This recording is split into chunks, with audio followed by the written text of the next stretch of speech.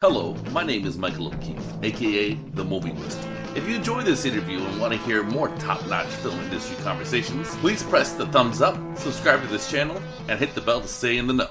Hello, Rebecca Snow. Please tell me about your documentary, Pandora's Box, Lifting the Lid on Menstruation. Hi, thanks for having me on. This documentary is about period poverty, which is essentially all around the world there are women and girls and people who menstruate who don't have access to products in order to manage their menstruation, and it's a massive barrier for them to just participate in society, go to school. It's also about something called menstrual equity, which is about the systematic barriers that are kind of in place that make it difficult for people who menstruate, whether they're in prison or they're homeless, or it's just people who live, cannot afford supplies, and also the taboos and the stigma all around menstruation. So it's all the sort of inequities and injustices around things for people who menstruate. Okay. So this documentary premiered at the Whistler Film Festival. What is that festival like? And was that an enjoyable experience? It was wonderful. Yeah, we had our world premiere at Whistler. It was great. It's called Canada's coolest film festival, which indeed it is in many ways. It's a really lovely film festival. We had 2 screenings, both really well attended with some amazing feedback. And we also were very thrilled to win the Special Jury Award presented by the Alliance of Women Film Journalists at the festival, and get an honorable mention in the World Documentary category. So it was a good start to our film. Okay, and a little bit about yourself. How long have you been making movies? I've been making documentaries since I left university, so a good 20-something years ago. And I started off at the BBC back in the UK, which is where I was born. And I was just sort of researching on documentaries in the history documentary department at the BBC. And then as I came to Canada, I sort of moved up the ranks and ended up directing. And yeah, this is actually my first feature-length documentary. I do a lot of broadcast documentary, and one of the first ones about social issues and social justice, which was great. At what age did you want to get into production? I think it was fairly early on, because both my parents are journalists, television journalists. So I think I just sort of was constantly exposed to, filming and pursuing stories and the power of story. So quite early on, I sort of knew that I wanted to somehow be involved in storytelling through documentary. What is the agenda of Pandora's Box? The agenda of Pandora's Box is just to make people aware that it's an issue all over the world. We film in 6 countries. We film in Uganda and Kenya, where we meet girls in Maasai villages who can't go to school when they're menstruating however many days a month because they don't have access to supplies, and they can't afford supplies. So they sit at home and they sit out that week of school during menstruation, and in some cases they end up dropping out of school because they get behind and they miss tests. And we go to India, where we hear all about the stigmas and the taboos all around menstruation, the lack of menstrual education. That's a big part of it. A lot of girls in India who we were talking to, a lot of girls and women we were talking to, told us that they didn't know what their period was before it came. So when they first started bleeding, they thought they had cancer or they were dying.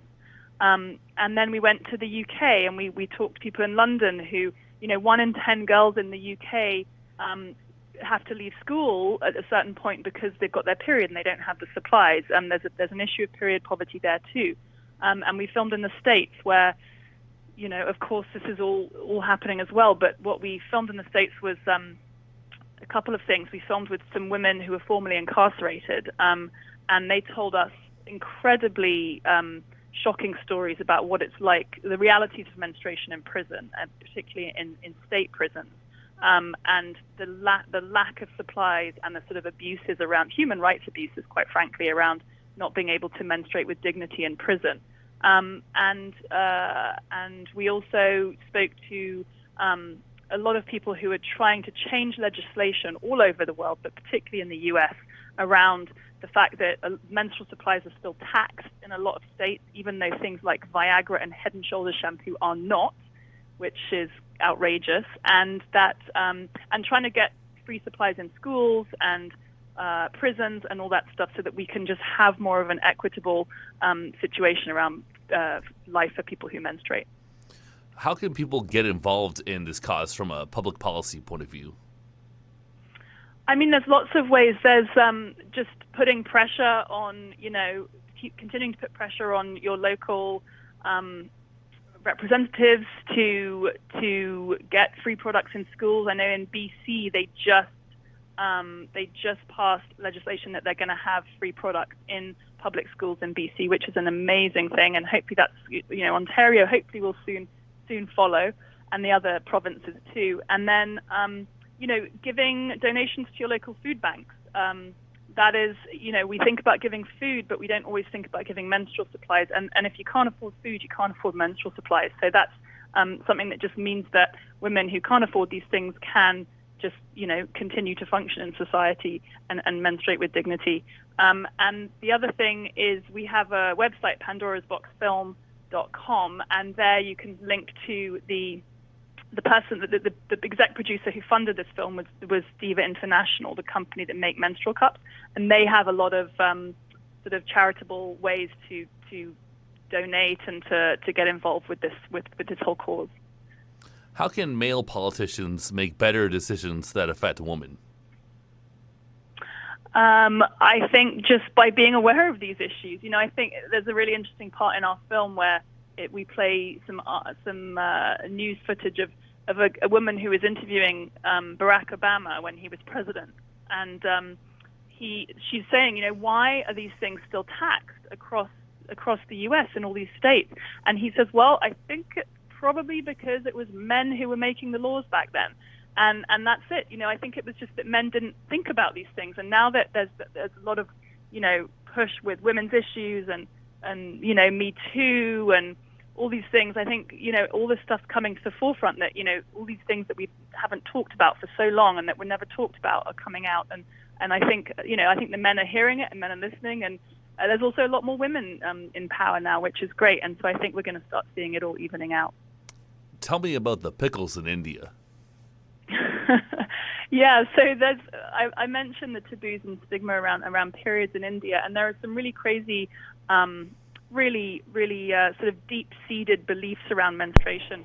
And one of them is that you can't touch pickles if you're menstruating. I mean, there's lots of other ones, like you can't go into temples if you're menstruating, you can't touch holy books, you can't go into kitchen and use the same cutlery as people who are not menstruating. You're sort of considered tainted if you're menstruating. And one of them is that you can't touch pickles.